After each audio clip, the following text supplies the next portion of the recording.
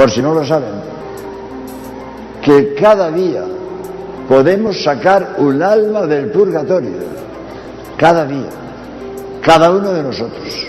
¿Quieres sacar un ser querido del purgatorio? El padre Loring te explica cómo. El padre Loring te explica una manera sencilla de hacerlo. Cada alma del purgatorio se encuentra en un estado temporal en el que, si bien están en amistad con Cristo, necesitan ser limpiadas de sus culpas. Estas almas tarde o temprano gozarán eternamente de la presencia de Dios y nosotros podemos ayudarlas para que sea lo antes posible. ¿Te gustaría saber cómo lograrlo? No hablamos de un método nuevo, es simplemente lo que siempre ha enseñado la Iglesia. El padre Loring lo explica. Cada uno de ustedes, cada día pueden sacar un alma del purgatorio. ¿Cómo? 3 cosas. Rezar el rosario en común, o si es a solas, común bastan 2. En común bastan 2, o si es a solas, delante de un sagrario.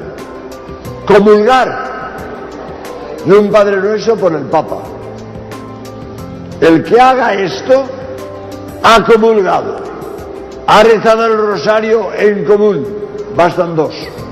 O si es a solas ante el sagrario, termina el rosario con un Padre Nuestro, saca un alma del purgatorio. Pena que mucha gente no lo hace, porque no lo sabe. Si no lo sabes, no la ganas. La intención es lo más importante. Si yo peco sin saber que peco, no peco. Hago una cosa que es pecado, pero no lo sé, no peco. O lo hago sin querer, no peco. Tengo que saber lo que hago y querer hacer lo que hago. Pues lo mismo, yo no peco si no sé que peco. No gano la indulgencia si no sé que la gano. Pero si lo sé, la puedo ganar.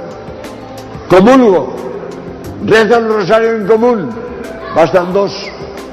Si es solas ante el sagrario, con un Padre Nuestro por el Papa y saco un alma del purgatorio. Cada día. Yo vengo haciéndolo, eso, desde el año 40 del siglo pasado. ¿Cómo? 3 cosas. Rezar el rosario en común, bastan 2. Y si es a solas, delante del sagrario. Comulgar y un Padre Nuestro por el Papa.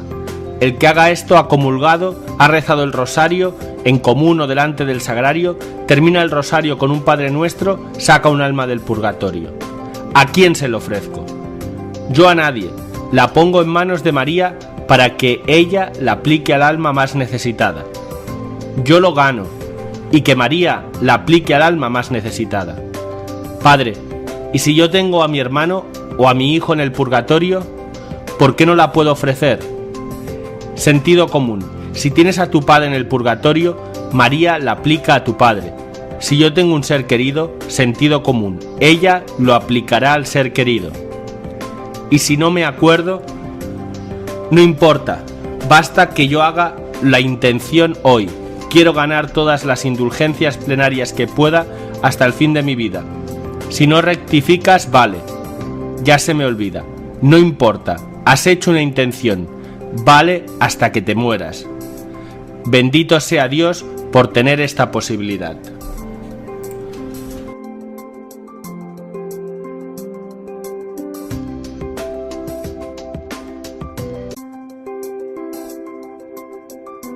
Divulgado relato de Pío XII sobre el milagro del sol que antecedió al dogma de la Asunción. Un acontecimiento extraordinario, sobre el cual no se habían divulgado pruebas documentales, aconteció al Papa Pío XII, quien relató la experiencia en un manuscrito divulgado por el informativo Vatican Insider. El pontífice fue testigo durante 3 días de la danza del sol en los jardines vaticanos, cuando se disponía a declarar solemnemente el dogma de la Asunción de la Santísima Virgen. El prodigio no se repitió después de esos 3 días. Según el informativo, el único relato sobre esta experiencia correspondía hasta el momento al cardenal Federico Tedeschini, quien lo contó en una homilía.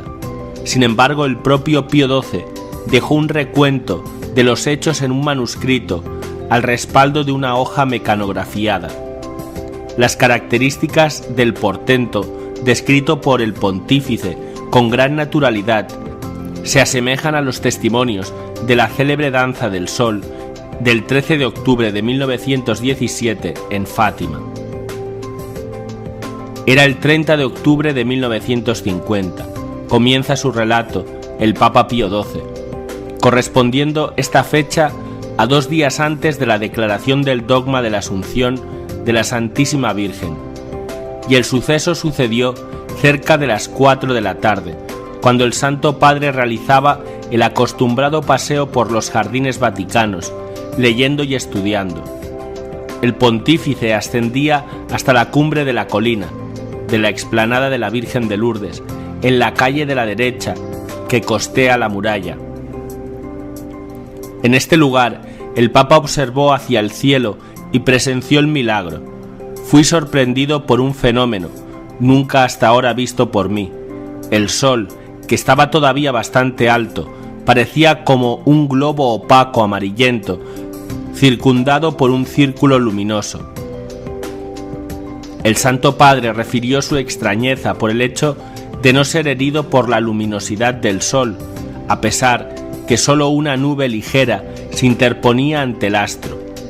El globo opaco se movía ligeramente en el extremo, tanto girando como desplazándose de izquierda a derecha y viceversa, pero dentro del globo se veían con toda claridad y sin interrupción movimientos muy fuertes. El suceso se repitió el 31 de octubre y el 1 de noviembre, fecha en que se definió el dogma de la Asunción. Con el estilo concreto del relato, el Papa refirió que el 8 de noviembre pudo verlo de nuevo, y después ya no. El pontífice intentó repetir las condiciones de tiempo y lugar para observar el cielo y ver de nuevo el portento, pero en estas ocasiones la visión del sol era imposible a causa de la natural imposibilidad de sostener la mirada sin sufrir grave daño en la vista. La vida de Teresa Musco es la vida de una gran mística del siglo XX. Ella no solo tuvo las llagas de Cristo, sino también muchos carismas y dones sobrenaturales, como la bilocación, conocimiento sobrenatural, sanación, perfume sobrenatural y otros. En su casa tuvieron lugar muchos fenómenos sobrenaturales, como por ejemplo las lacrimaciones de lágrimas humanas y de sangre en 24 imágenes de la Virgen, del rostro de Jesús, del niño Jesús y otros. Toda su vida fue un sufrir con Cristo por la salvación de los pecadores y la liberación de las almas del purgatorio. Ella, desde los 5 años, tuvo la gracia de ver al niño Jesús y poder hablar y jugar con él. Y desde esos años, las apariciones de la Virgen María como una madre cercana fue permanente a lo largo de toda su vida. La misma Virgen María le enseñó a leer y escribir. Los ángeles también estuvieron presentes en toda su existencia, especialmente su ángel de la guarda. Por otra parte, al igual que en la vida de otros santos, la presencia del demonio que la tentaba y hasta la golpeaba también fue frecuentemente. En una palabra, en su vida abundó lo natural y lo sobrenatural. Estos se entrelazaban. Ella vivía en la tierra, pero a la vez vivía muchos momentos de cielo. Jesús y María venían con mucha frecuencia a recompensarla con su presencia y su amor por tantos momentos de sufrimiento que tenía que soportar para asemejarse a Cristo crucificado. Este relato de su vida está basado fundamentalmente en su diario. El padre Gabriel Rossini lo cita en su libro constantemente, y el día de hoy pasaremos un poco de su vida y los mensajes que ella dejó. Extractos del padre Gabriel Rossini de su libro Teresa Musco, mística del siglo XX. Teresa de Musco es la menor de 4 hijos, de un modesto matrimonio de agricultores, Salvador y Rosina Zulo. Debió sufrir mucho a causa del duro temperamento del padre. El hombre era de un carácter muy fuerte, violento y colérico. Golpeaba con frecuencia a la esposa y maltrataba a la hija, a quien no le creía lo que ella le contaba. En el año de 1951 realizó su primera comunión y en ese mismo año fue operada y se puede decir que fue el comienzo de su larga agonía. Pero ya de pequeña, Teresa anunció que tendría mucho que sufrir, que iría a varios hospitales y sería tratada por varios médicos. En el año de 1956 y 1957 fue internada repetidas veces y sometida a diversas intervenciones quirúrgicas. Desahuciada, ella declaró: «Yo no muero tan pronto. Volveré varias veces al hospital». De hecho, vivió 19 años más. Ella predijo el día y la hora de su muerte, y fue a los 33 años. El 1 de abril del año de 1959, a la edad de 16 años, escuchaba a Jesús, que le decía: «Sufrirás sola y abandonada. Ten caridad, humildad y paciencia. Deberás sufrir, callar y dar». Sufrió 117 operaciones de cirugía menor sin anestesia, porque se le formaban dolorosos abscesos que resistían a toda medicación, incluidos los antibióticos, cuya causa la ciencia no pudo descubrir, y que operados al día siguiente las heridas estaban por completo cicatrizadas. Cuando tenía tan solo 22 años de edad, le cortaron una de sus piernas. Esto fue una gran prueba de amor y dolor para Teresa. Ella aceptaba la voluntad de Dios. La Semana Santa del año de 1969, tras perder el conocimiento, recibe en sus pies y manos los claros signos del martirio cristiano, los estigmas de la pasión de Cristo, que le acompañarán durante toda su vida. La primera aparición de la Virgen ante Teresa Musco tiene lugar el 8 de enero de 1948, habiendo sido reprendida y castigada físicamente por su padre, por haber salido de su casa semidesnuda bajo una fuerte granizada. Recibió el consuelo de una señora muy bella, que le dijo mientras la acariciaba: «Mira, hija mía, tu padre hizo muy bien». La Virgen María vuelve a aparecérsele el 12 de enero y le aplica hojas de haba sobre el pie que se había quemado gravemente 3 días atrás, diciéndole: «No se lo digas a nadie, tu madre te curará, quédate tranquila». La Virgen se le manifestó por tercera vez el 17 de enero, mientras estaba rezando en la iglesia, y le puso nuevamente sobre el pie quemado hojas de haba. Pocos días más tarde, el pie estaba sanado y no presentaba cicatriz alguna. Como signo de gratitud, Teresa comenzó a hacer jaculatorias. La Virgen María se le vuelve a aparecer diciéndole: «Hija mía, soy tu madre, que te guía por la senda que se complace a mi dilecto hijo. Estoy contenta con el sacrificio que me ofreces». Desde ese entonces, la Virgen se le aparece regularmente, rodeándola de atenciones, como ella misma escribió: «La Madre Celestial estaba conmigo cuando arreglaba la casa, cuando rezaba e incluso cuando jugaba. Sentía que me llamaba para que me entretuviese también con ella. Cuando estaba enferma, la sentía siempre cercana y para mí era un consuelo y una protección. Lo único que me repetía siempre era: ofrece tu sufrimiento por los pecadores». La vidente llevó una vida de sufrimientos, aceptándolo todo por las almas expiatorias. El 31 de agosto de 1957 recibió los estigmas invisibles, que se vuelven visibles el 25 de octubre del año de 1968.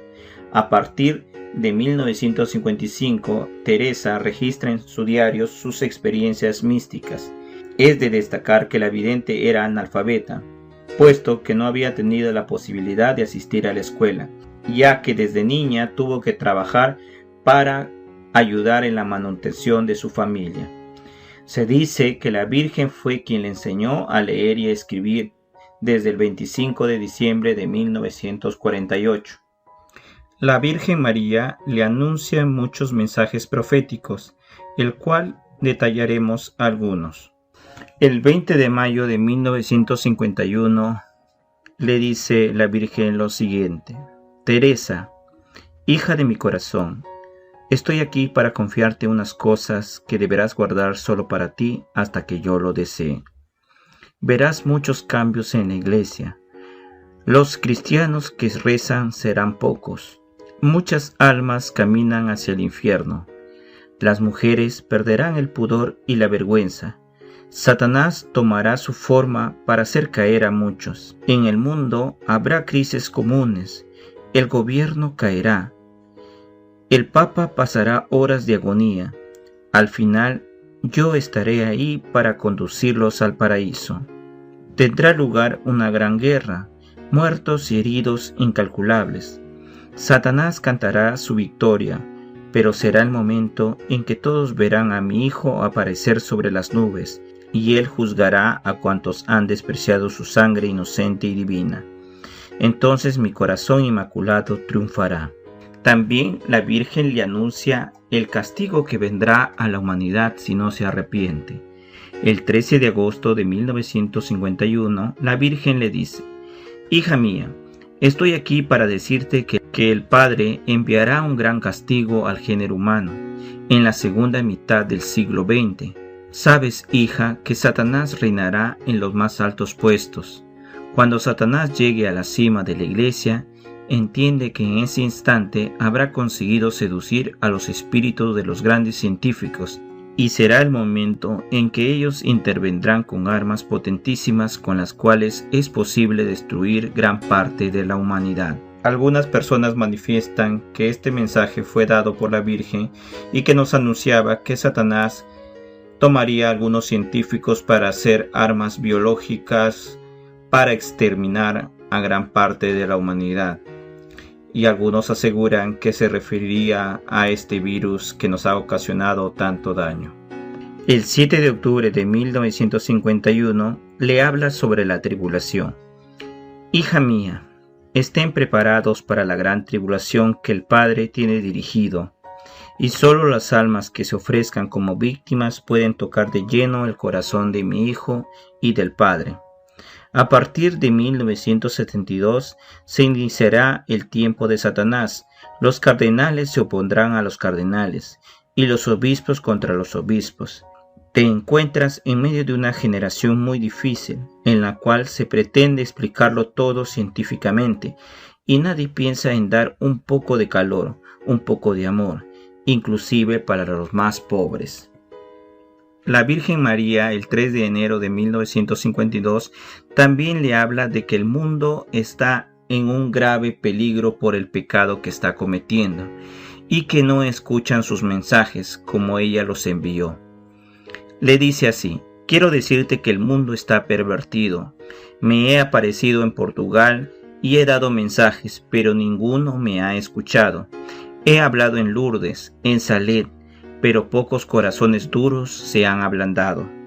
Quiero también decirte muchas cosas que afligen a mi corazón. Te quiero hablar incluso del tercer secreto que diera a Lucía y a Fátima.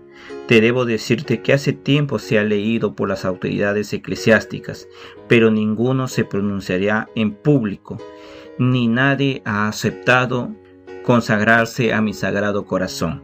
También habla que a raíz que no hemos hecho bien las cosas en Fátima y que se ocultó el tercer secreto por bastante tiempo, el fuego y el humo descompondrán al mundo. Las aguas del océano se convertirán en fuego y vapor. Las espumas se elevarán tapando toda Europa y todo se hundirá bajo la lava del fuego. Los pocos elegidos que vivan envidiarán a los muertos. También le dice que esto sucederá porque los sacerdotes están cayendo uno tras otros. Que los sacerdotes no se expongan a las tentaciones. Piensen en vuestro deber, porque un día llorarán. Piensen en fomentar, no en desalentar. Lo que yo necesito son sacerdotes humildes y valientes, dispuestos a ser sacrificados, burlados y pisoteados, sin temor a perder su vida, su sangre, para que a través de ellos puedan brillar en la iglesia, después de la gran purificación. Estos son algunos de los importantes mensajes recibidos por la estigmatizada a lo largo de su vida. La Virgen hace un nuevo llamado al arrepentimiento y a la conversión de las almas. Sin embargo, se comprende en sus palabras que la humanidad está yendo a un punto de no retorno y que el Padre enviará un gran castigo a la humanidad a causa de los aberrantes pecados cometidos por casi todos los seres humanos. Solo la humildad, la entrega, el sacrificio, el amor a los semejantes, el amor a la vida, el amor al planeta entero y estar dispuestos a cargar la propia cruz nos llevará a la vida eterna. Cuando tenemos una enfermedad que puede ir desde un resfrío a una gripe, de un ataque al hígado a problemas al corazón, tendemos a pensar que las causas son siempre naturales y físicas. ¿Pero será siempre así? El maligno, que tiene como objetivo torturarnos y hacernos sentir mal, ¿no estará detrás de nuestras enfermedades y padecimientos? ¿Y qué tan frecuente es su intromisión en nuestra salud? ¿Cómo es que se entromete? ¿Y cómo lo podemos prevenir? Estas preguntas son las que vamos a tratar de contestar en este video.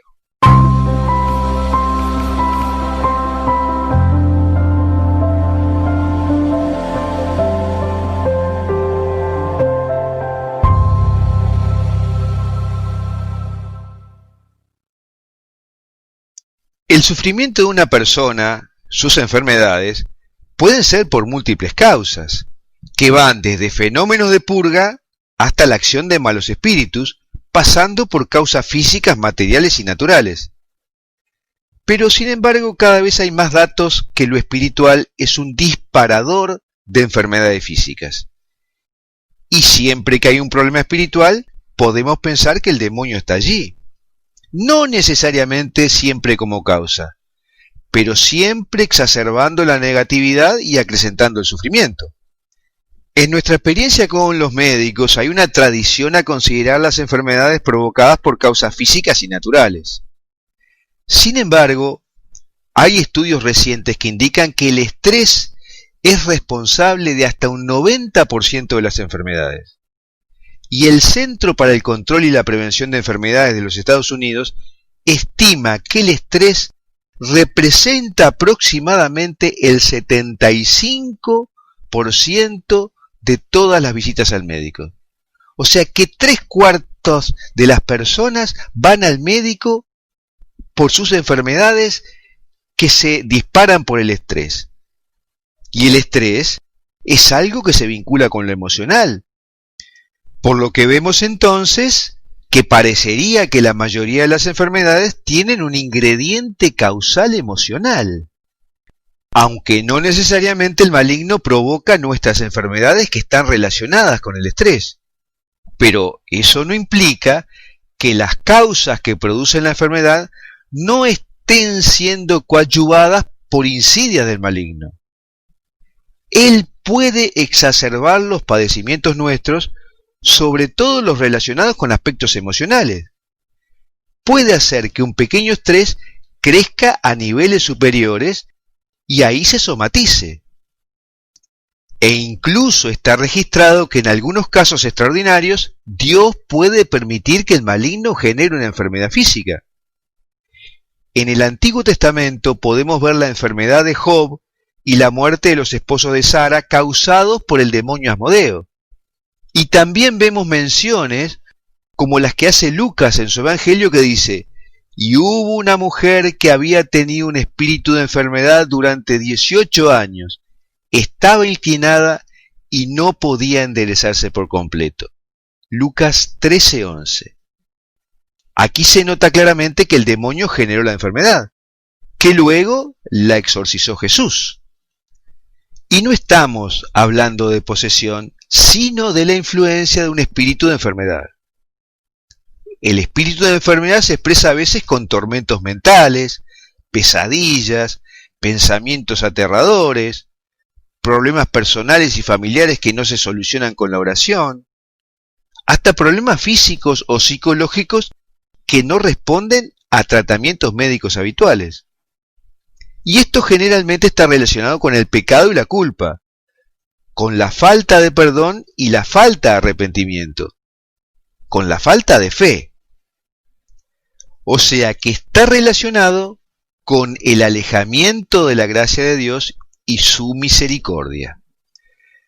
Pero también los místicos modernos han sufrido enfermedades simplemente por ataques del demonio, como le sucedió a San Juan María Vianney y al Padre Pío. Y Santa Teresita de Lisieux escribe en su autobiografía Historia de un alma un pasaje muy interesante, que muestra cómo el demonio actúa atacando a los que han logrado estados superiores de cercanía a Dios.